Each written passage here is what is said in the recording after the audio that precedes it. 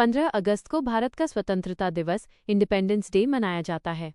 15 अगस्त 1947 को भारत को लगभग 200 वर्षों की ब्रिटिश गुलामी से आज़ादी मिली थी। अक्सर संविधान और स्वतंत्रता की तिथियों को लेकर थोड़ा भ्रम हो जाता है। आइए इस पूरे भ्रम और संविधान बनाने की प्रक्रिया में 15 अगस्त की क्या भूमिका थी, इसे आसान भाषा में समझें। 1. 15 अगस्त क्यों मनाया जाता है?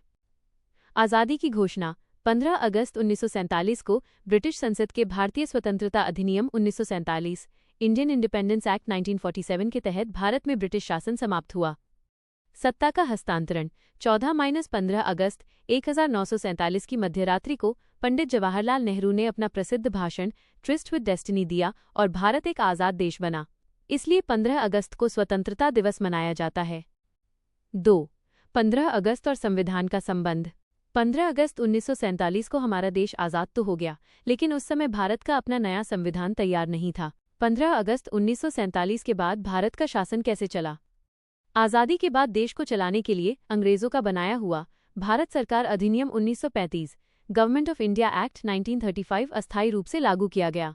संविधान सभा कॉन्स्टिट्यूएंट असेंबली को 15 अगस्त 1947 से पूर्ण संप्रभुता फुल सॉवरेंटी मिली, यानी अब ब्रिटिश सरकार का भारत के कानून पर कोई दबाव नहीं था। आज़ादी के ठीक 2 हफ्ते बाद 29 अगस्त 1947 को डॉक्टर भीमराव अंबेडकर की अध्यक्षता में प्रारूप समिति ड्राफ्टिंग कमेटी का गठन किया गया, जिसने संविधान का ड्राफ्ट तैयार किया। 3. संविधान बनने और लागू होने का पूरा टाइमलाइन।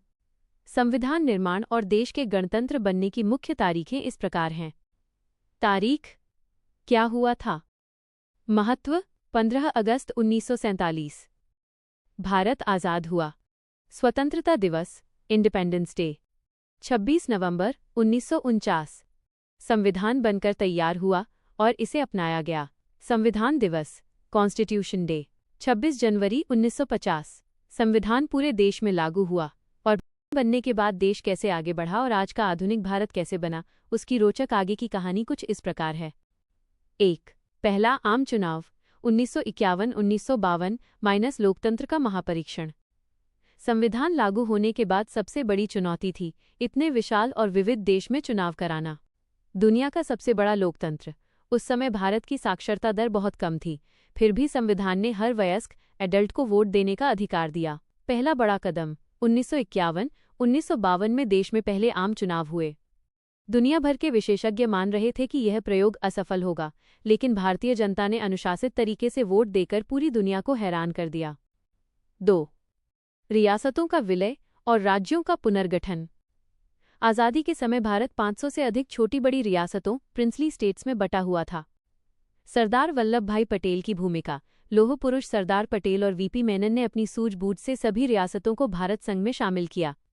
भाषा के आधार पर राज्य 1956 में राज्य पुनर्गठन अधिनियम स्टेट रीऑर्गेनाइजेशन एक्ट आया, जिसके तहत भाषाई आधार पर आंध्र प्रदेश, तमिलनाडु, महाराष्ट्र और गुजरात जैसे राज्यों का निर्माण हुआ। 3. विकास का दौर और चुनौतियां 1950-1990 पंचवर्षीय योजनाएं 5 ईयर प्लान्स। देश में गरीबी दूर करने, खेती को बढ़ावा देने और बड़े बांध जैसे भाखड़ा नांगल और IIT-IIM जैसे संस्थान बनाने के लिए योजना आयोग का गठन हुआ। हरित क्रांति ग्रीन रेवोल्यूशन 1960 के दशक में MS स्वामीनाथन के नेतृत्व में हरित क्रांति आई, जिससे भारत खाद्यान्न अनाज के मामले में आत्मनिर्भर बना।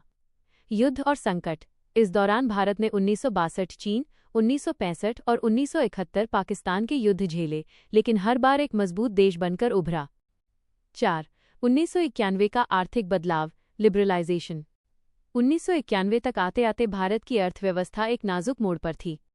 LPG नीतियां तत्कालीन प्रधानमंत्री PV नरसिम्हा राव और वित्त मंत्री डॉक्टर मनमोहन सिंह ने उदारीकरण लिबरलाइजेशन, निजीकरण प्राइवेटाइजेशन और वैश्वीकरण ग्लोबलाइजेशन की नीतियां लागू की। बदलाव। इसके बाद विदेशी कंपनियां भारत आईं, IT सेक्टर का दौर शुरू हुआ और भारत की आर्थिक रफ्तार कई गुना बढ़ गई। 5. आज का आधुनिक और शक्तिशाली भारत। 15 अगस्त 1947 को जिस देश के बारे में कहा जाता था कि ये बिखर जाएगा, आज वो देश आर्थिक ताकत दुनिया की शीर्ष अर्थव्यवस्थाओं में शामिल है। अंतरिक्ष विज्ञान चंद्रयान और मंगलयान जैसे अभियानों से इसरो ने दुनिया में भारत का डंका बजाया। डिजिटल क्रांति UPI और डिजिटल तकनीक के मामले में भारत आज दुनिया में सबसे आगे है। निष्कर्ष 15 अगस्त 1947 को जो सफ़र शुरू हुआ था और 26 जनवरी 1950 को संविधान के रूप में जिस नींव पर खड़ा हुआ था, उसी के दम पर भारत आज दुनिया की एक बड़ी महाशक्ति बनने की राह पर है।